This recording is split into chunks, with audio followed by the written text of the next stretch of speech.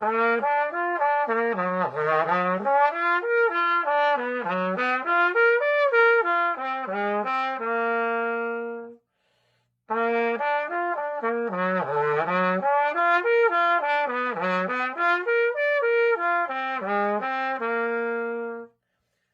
is Glenn Gross.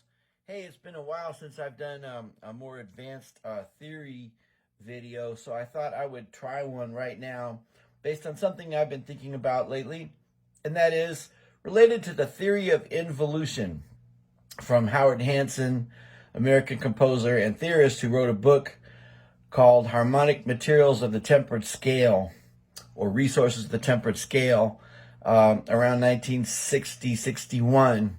And he points out that you can think of every interval as bidirectional, which means like if you build a C major chord, just 1, 3, and 5 like this, or up an octave, what we've got is a major third followed by a minor third. Well, if we take those same intervals in the opposite direction, we get this. And that turns out to be the F minor chord, or the 4 minor chord. So from that, we get the principle that the involution of a major triad in root position is always the minor 4 chord in the same key. And that's assuming that you use the bottom note or the tonic as the axis of involution. Let me go through that one more time.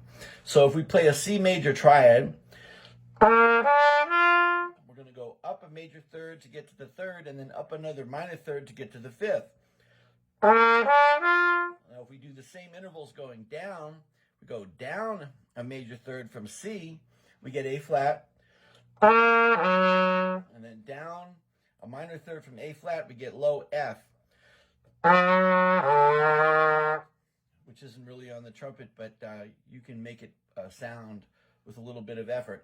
So therefore, we get the F minor chord as the involution of the C major triad in root position. Okay,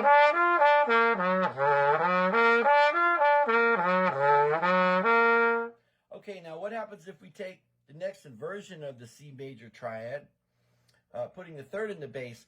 We get different intervals. We get this pattern here.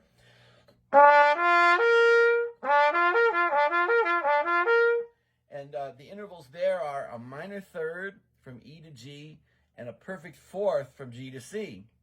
So let's see what happens if we go down a minor third from E. What do we get? We get the D flat, or C sharp. And if we go down a perfect fourth from D flat, then we get the low A flat.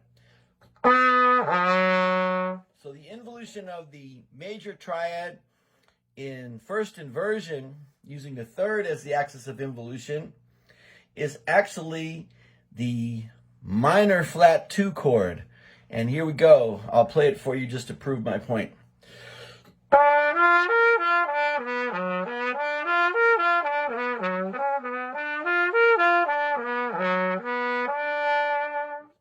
So that note, that chord there, if we think of the D flat as the root, it turns out to be a D flat minor triad.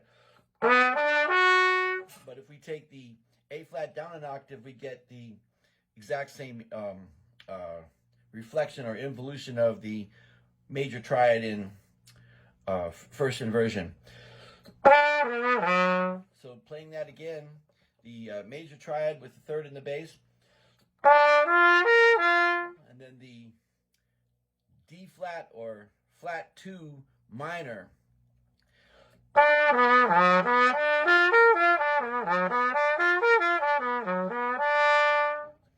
And so finally we have one more inversion of the major triad to look at, and that's the one that has the fifth in the bass, and it gives us different intervals. So here we have the major triad, C major with the G in the bass.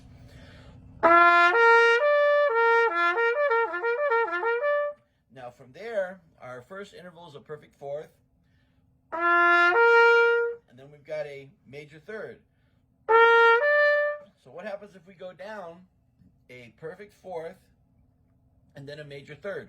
Well, down a perfect fourth from G gives us D. And then down a major third from D gives us B flat.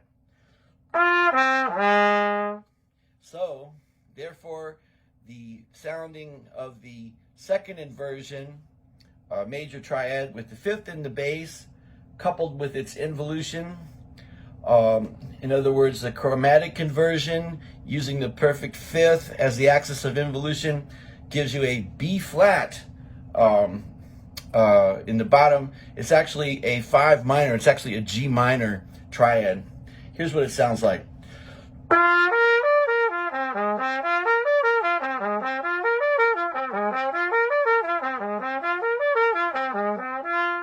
So it's like, that's the root position, but actually it's.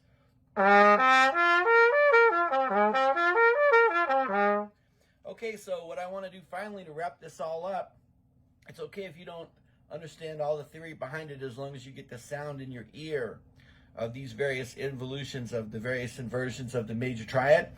We're going to play them one at a time. We're going to play the root position triad and then its involution. Then we're going to play the first inversion triad and then its involution. And then we're going to play the second inversion triad and then its involution. So here we go.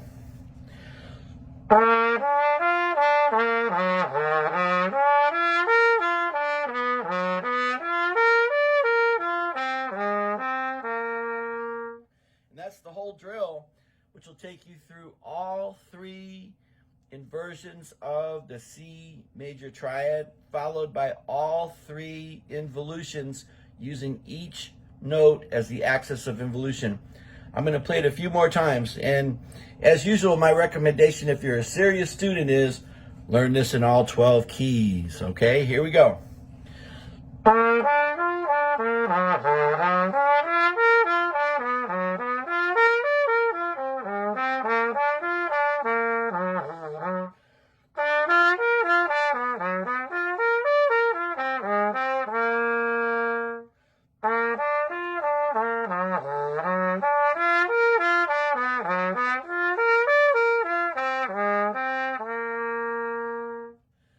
Well, I hope you enjoyed that. These kind of things are fun to invent, and they're fun to practice. Music is such a wonderful gift, and it opens up all these exciting new avenues of study. So if you have any questions and you want more information on anything I talked about in this video, please don't hesitate to make a comment below this video or send me a text, and I'll be glad to elaborate. And I'll try to keep the videos coming. Do not let the pandemic get you down. Have a great day or night, whichever the case may be. Thank you for listening. Thank you for watching. This is Glenn Gross signing off. Bye for now.